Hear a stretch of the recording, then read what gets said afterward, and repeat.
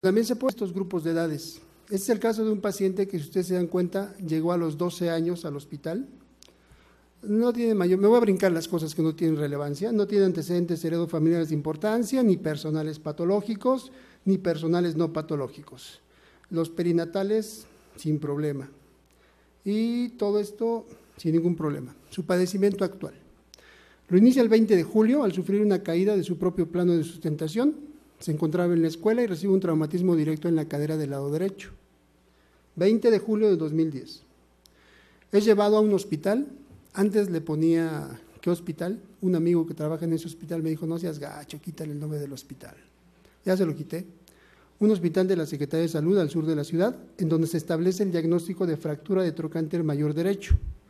Vimos el tratamiento de las fracturas de fémur en los niños. ¿Qué les dije en relación a los clavos centromedulares? Después de los 2 años, ¿por qué? Porque tiene fisis de crecimiento del trocánter. ¿Ustedes creen que tenía fractura del trocánter? ¿Cuántos años tiene este niño? 12. ¿Creen que tenía fractura del trocánter? ¿Qué era lo que vieron? Ya aprendieron algo, ¿no? Creo que todo lo que tienen que estar viendo tienen que ir aprendiendo. Ya aprendieron que a los 12 años es muy difícil que haya una fractura del trocánter. No quiere decir que no la haya, pero si tienes una fractura de un trocánter, pues pídele del otro lado, comparativas. Y si también aparece una fractura del otro lado, pues es la fisis, ¿no? Alguna vez en la residencia me llegó una niña, así como llegan los servicios de urgencias, ¿no? En cama, con collarín y amarrada a la cama. Y llegó porque llegó a un hospital materno-infantil, no cuestiona a nadie. Si a mí me preguntan cuánto es la frecuencia cardíaca de un niño en la panza de su mamá, pues no sé, ¿sí? Porque no es mi área, no lo sé. Entonces, llegó esa niña al hospital materno-infantil, le tomó una radiografía de pelvis y la mandan con el diagnóstico de fractura bilateral de las ramas ilio-isquiopúbicas. ¿Qué era eso? El núcleo de crecimiento, se llama cartílago trirradiado, el núcleo de crecimiento del acetábulo. Entonces, tomen radiografías comparativas y si tiene fractura en los 2 lados, pues no es fractura. Bueno, seguimos. Le dijeron ahí en ese hospital que el tratamiento iba a ser conservador por 6 semanas. El tratamiento conservador era reposo, ¿no?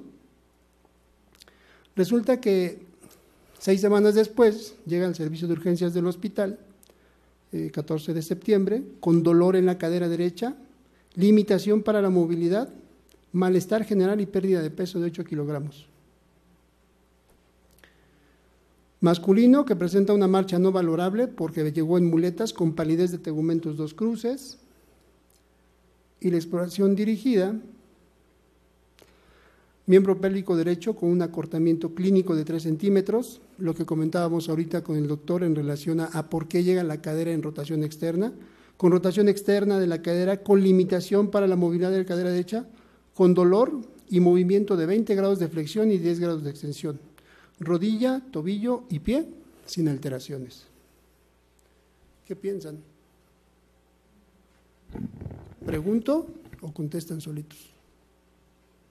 A ver, que está sonriendo. Ya estamos viendo osteomielitis, ¿no? Pues tiene algo ahí en la cadera. ¿Qué te llama la atención?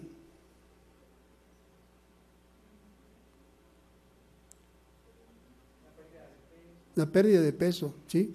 La pérdida de peso es muy importante, ¿no? Pero si ustedes se acuerdan, lo que habíamos comentado en todo lo que es el cuadro clínico, hay anorexia, ¿sí? Ahora, son 8 kilos, ¿sí? Es un paciente de 12 años que está fuera del rango, lo que comentamos con el doctor, ¿no?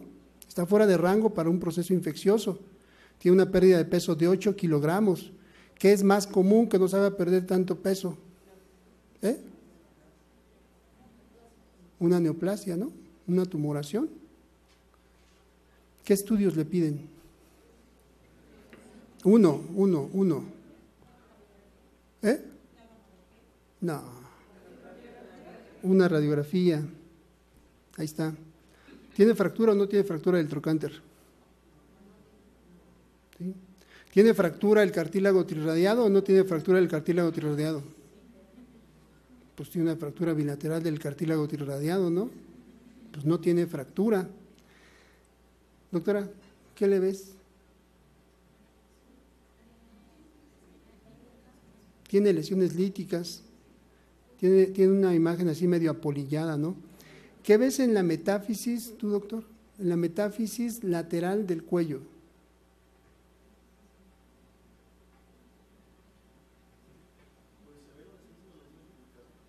No, más bien yo digo que no se ve, ¿no? No se ve la metáfisis lateral del cuello. Déjame ver si pinta esto. Si nosotros vemos aquí, miren, aquí se ve perfectamente bien la metáfisis lateral y aquí no se ve. ¿Sí? Aquí ya hay destrucción del hueso. ¿Qué otra cosa le ven? A la articulación. Estamos hablando de osteomielitis. Eso da imagen de una osteomielitis. Está ascendida, está subluxada, no está luxada, está ascendida. Estamos hablando que el ultrasonido es un estudio ideal para medir ¿qué? El desplazamiento. ¿Y cómo ven el desplazamiento? Miren. ¿Sí? Está aumentado. ¿Sí? Entonces, de primera intención, con estas imágenes radiográficas, pues podemos decir, yo no les puedo decir que tengo una artritis séptica, una osteoartritis séptica, tiene un proceso ocupativo intraarticular, ¿no? Un diagnóstico sindromático, un diagnóstico muy sencillo, pero tiene un proceso ocupativo intraarticular, con destrucción metafisaria. ¿Cómo ven la epífisis?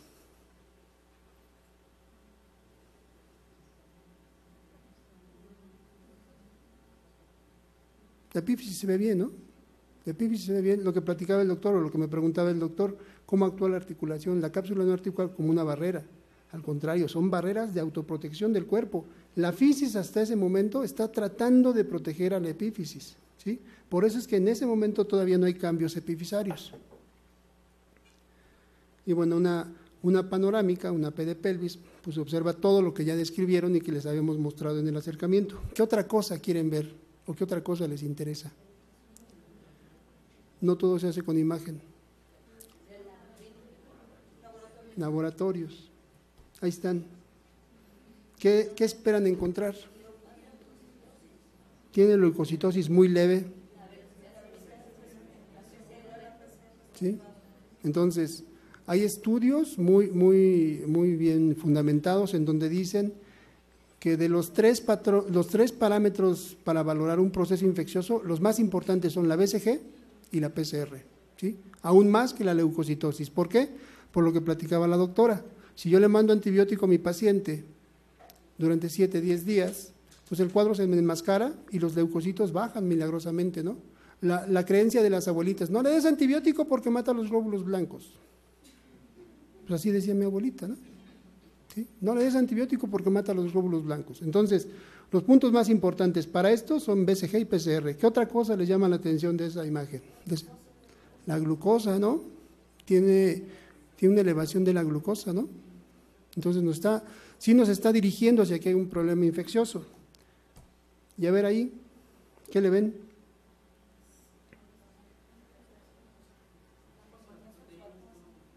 ¿Cuál de las dos?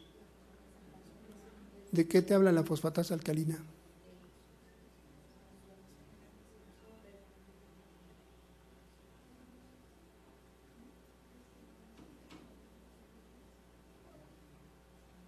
¿Cuáles son los valores normales de un niño de fosfatasa alcalina? Eso varía, ¿no? Por la edad. La fosfatasa alcalina nos habla de la producción del trabajo de los osteoblastos, ¿sí? Y la fosfatasa ácida nos habla del trabajo de los osteoclastos, ¿sí? Entonces esto puede ser normal para un niño, ¿de acuerdo? Entonces esa columna es completamente normal. Lo bueno está en la anterior. Bueno, aquí por fortuna en el instituto tenemos muchas cosas, a veces no todo, por fortuna 70, 80% casi todo. Y esta imagen me gusta o la monté así para que ustedes vean los cambios que se ven al mismo nivel de la cabeza. Si ustedes se dan cuenta, vean en la cadera del lado derecho cómo se observa el aumento del espacio articular y se observan zonas líticas a nivel de la cabeza femoral.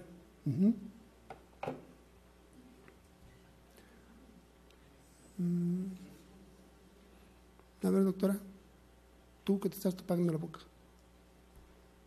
¿qué ves ahí? Hay aumento de este lado del espacio. Y además,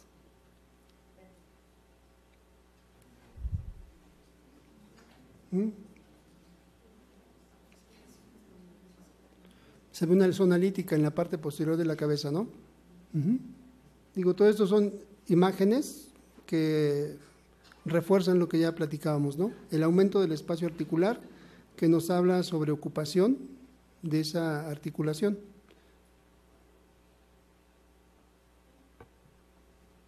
¿Qué fue lo que le hicimos? ¿Qué era lo que decía que teníamos que hacer? Hicimos una tenotomía de aductores y psoas. ¿Por qué hacemos tenotomía de aductores y psoas? El mayor problema con estos pacientes es la necrosis avascular. Tienen necrosis avascular por el aumento de la presión intraarticular, por el proceso infeccioso, por los detritus que deja la destrucción del hueso, la destrucción de la cápsula, la destrucción del cartílago, la destrucción de todo. Entonces, si nosotros dejamos el psoas y dejamos el aductor mediano, que generan flexión y aducción a la cadera, aumentamos todavía más la presión. Por eso hicimos tenotomía de aductores y psoas. Hicimos la tenotomía evacuadora, o sea, drenamos todo lo que encontramos y le lavamos. Y le tomamos biopsia y cultivo. ¿Y qué vamos a encontrar en una biopsia? ¿Quién quiere hacer patología? Ándele, no le saquen. Bueno, le tomamos biopsia y cultivo. ¿Cuáles eran los criterios para hacer un diagnóstico?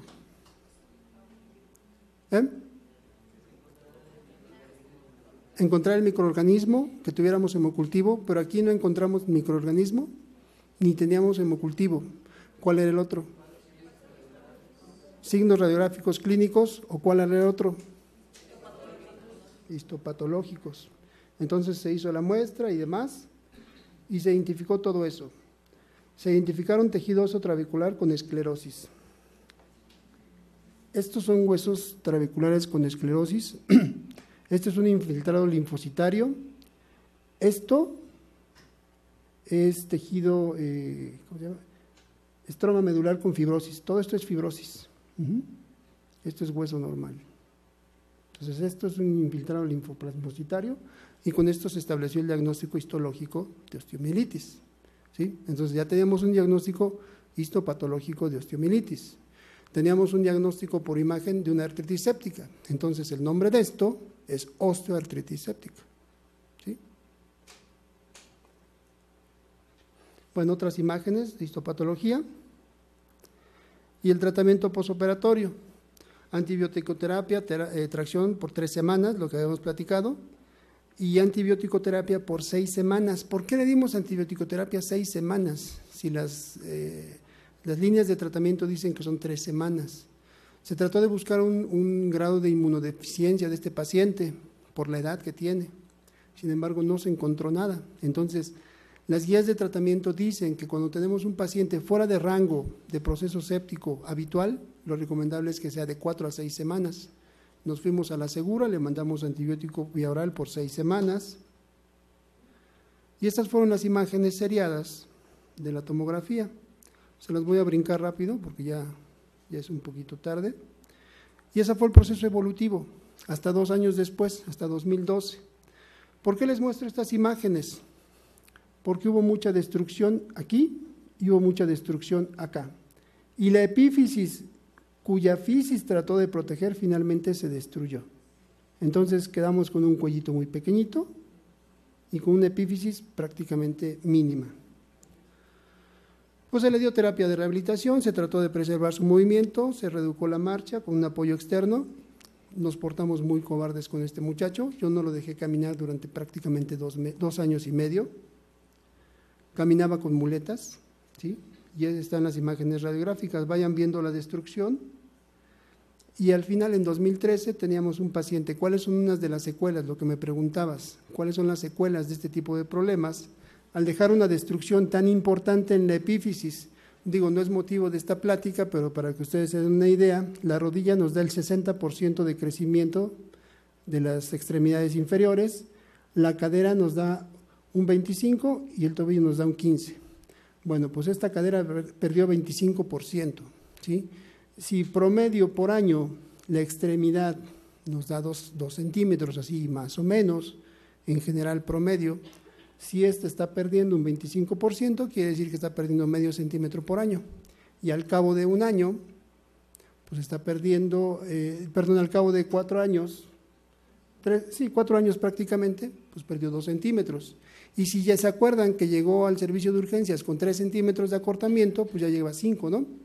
Entonces, después de todo este tiempo tenía 6.5 centímetros de discrepancia, una pierna más corta comparada con la otra. Se le hizo una epifisiodesis, que quiere decir detención del crecimiento temporal de la zona de crecimiento distal del fémur para que este fémur siguiera creciendo, para tratar de compensar la diferencia.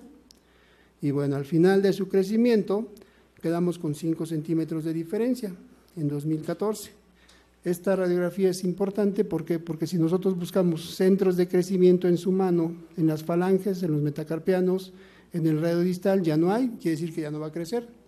Con ese acortamiento que teníamos, que eran prácticamente 40 milímetros, en febrero del 2015 le hicimos un alargamiento óseo. ¿Qué es eso? Que es separar el huesito, irlo llevando a que crezca. Pero ¿qué creen? Aquí formó cabeza. Aquí está la cabecita, miren. Y el cuerpo de los niños, o de los jóvenes, o de los adolescentes es tan sabio que formó esta exostosis, y con esta exostosis está cargando aquí y está protegiéndose a sí mismo. Actualmente este muchacho ya está caminando y está haciendo una vida normal.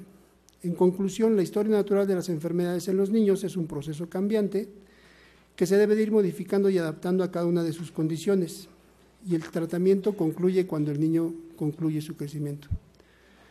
Yo creo que espero haberles transmitido un poquito de conocimiento, y a lo mejor la conclusión de todo esto es que el conocimiento que ustedes vayan adquiriendo lo metan en su computadora cerebral, ahí déjenlo como que olvidado, y llegará un momento en que digan, ah caray, yo sabía esto, lo buscan, lo conectan con otro y van a hacer una cadena de conocimiento.